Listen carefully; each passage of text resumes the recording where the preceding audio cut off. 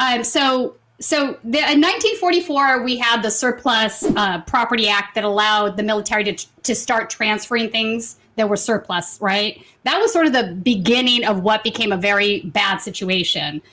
In 1990, the NDAA authorized Section 1208, which was sort of a mini version of the 1033 program, which allowed specialty gear to go to law enforcement, local law enforcement, so that's state or local municipalities.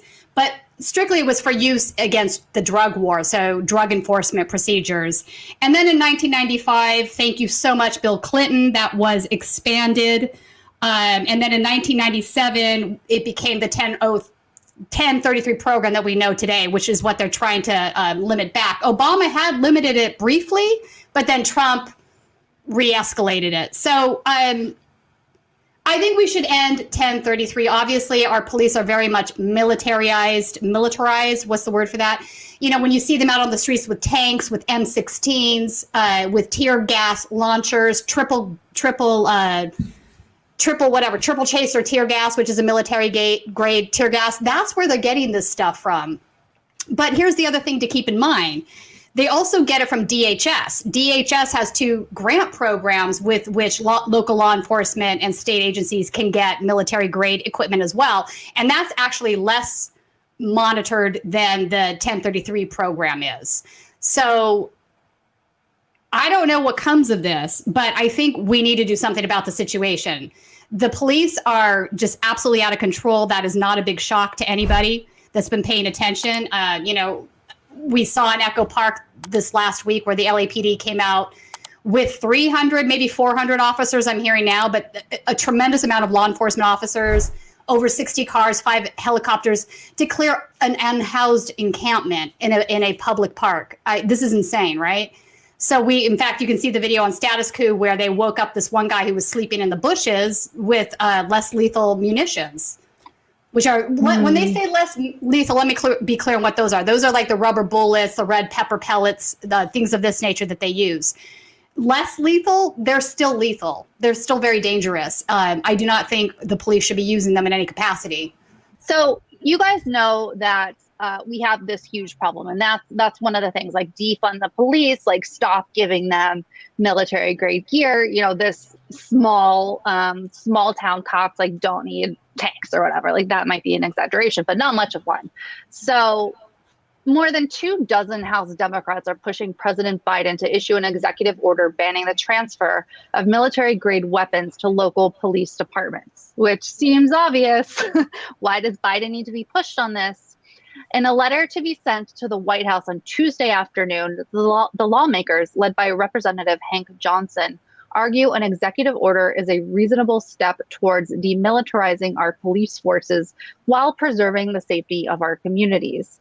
And remember, this is going on while the Derek Chauvin trial is going on, which is really turned into a George Floyd trial, you know, trying to put him on trial, a dead man instead of Derek Chauvin. Anyway, decades of militarization of our nation's law enforcement have led to some police departments looking more like an occupying army than a community-based regulatory arm of state and local government.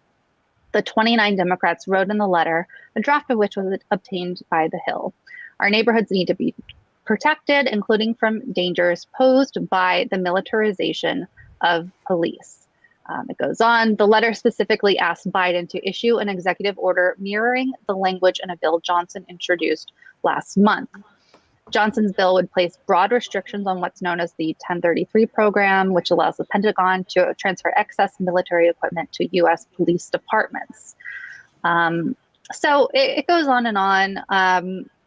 It mentions former President Obama curtailed the 1033 program in 2015 after local police suppressed protests in Ferguson using military-grade equipment. But the Trump administration rescinded the restrictions in 2017. Also, Biden had been expected to reimpose the Obama-era limits on the program as one of the dozens of executive orders he issued in the first weeks of his presidency, but no such directive materialized.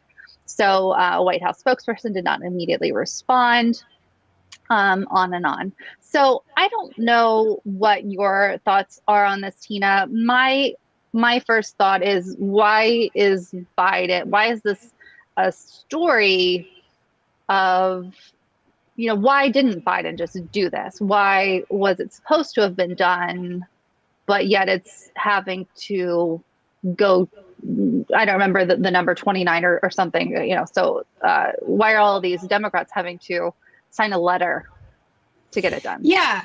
No, it's a fair question. So there's 73 House Democrats that have signed on to this letter. And believe it or not, there's one Republican that has also signed on. It's Tom McClintock, who is one of ours from Los Angeles, from the Valley. I was surprised to see that, but he signed on to that. I think, maybe he might be one of these libertarians that are against the use of police force that we're seeing across the board. But yeah, this is something Biden, this to me is a no-brainer, but you're talking about somebody that has been supportive of the crime bill in the past. And I also think, he has ties to the military-industrial complex. And part of why we see the 1033 program happen in the first place was because of the military-industrial complex. So it's all related to money. And here's the thing, though, even if they shut down 1033, you still have these 2 DHS programs where they can apply for grants to get some of this military grade weapons. So we need something more than that. You also mentioned about some of the states that have been taking the military grade weapons as being some of the smaller states, which is true. Per capita, so this is for based on the population, it's Tennessee and Alabama that have taken far more military grade equipment than anywhere else. California is not even in the top 5 on that. So we've taken like $4 for their 18 in Alabama, just to give you an idea.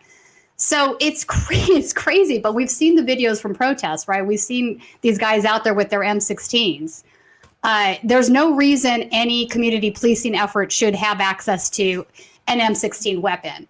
So the defenders of this say things like, well, they have to face criminals on the street that are armed with things like M16s. And that's actually not true in essence. Maybe that happens every now and then, but so rarely. When's the last time you heard of a story where police were faced with a criminal with an M16 in his hand? Anybody? So I don't think that's a reliable excuse. I think it's a start to get rid of 1033, but I don't think it goes far enough. I think we need very serious change in our police departments. Very serious change. Absolutely. I don't even understand why this is a question.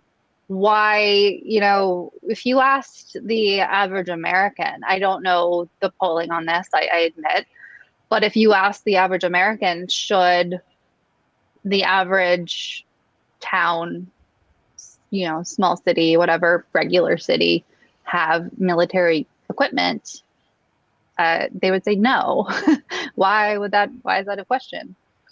So I don't understand why our politicians so regularly across the board do things that their constituents, Americans, don't want. Money. It's the military-industrial complex. Mm-hmm. This is their surplus goods. All of these are considered surplus goods, right, from the military. So they're making money off of it, and it's going to take a lot to change it. I mean, so here's an example. Triple chaser tear gas is something that's banned by Geneva Convention law. Yet we have local law enforcement using triple chaser on protesters. And these aren't even rioters. These aren't even people smashing windows and breaking and looting. These are just protesters exercising their First Amendment rights. There's something deeply upsetting about that. 100%. I don't know what Biden will do. I suspect he'll do something. I don't know what your thoughts are on that. I think, the fact that even kind of more centrist Democrats are signing this leads me to believe he'll do something. I think you're right. He'll do something because he has to. He's been pushed into that. Yeah. But the fact that it's even a question is concerning. and he'll get to mark it on like another check mark on his board. Like, oh, yay, look what I did. Look what I did. But it's right. Why? This is a guy who said that police should shoot protesters in the leg. Yeah. Just a fair reminder. Instead of saying we shouldn't be shooting them whatsoever, which should have been his hard line, he said maybe we should just shoot them in the leg. I mean, really? Right. Yeah. So I think he definitely has a sort of pro-military, pro-police stance on some of these things, and he's going to have to be pushed away from that. He definitely does. He definitely has kind of an old school view of what police are and what they're for. And not only does he have an old school view of it, but he has a white man's view of it. So he doesn't understand and hasn't taken the time to understand what is actually happening in this country and what has happened through his time in the government.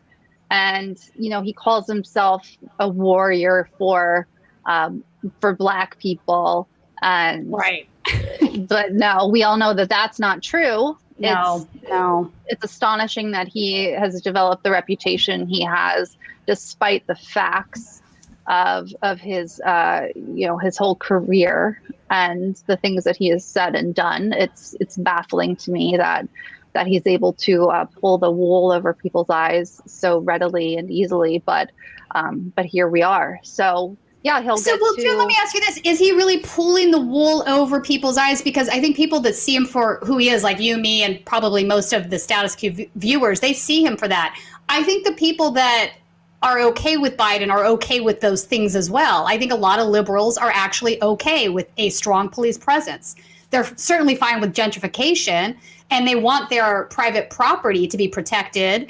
They're fine with unhoused people, just not in a park that they go to on the daily that's down the street, right? Move them somewhere else. I don't want to have to see them.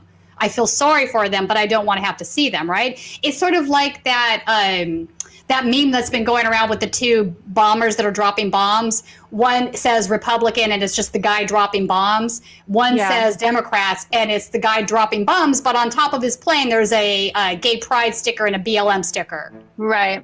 Mm-hmm. I mean, I think there's something to that. Hope you enjoyed that last video. Hop on over to statuscoup.com where you can sign up for our email list and become a member for as low as $5 to $10 a month. Membership is how we grow. That's statuscoup.com/join. And remember, join our email list so we can grow the revolution with you.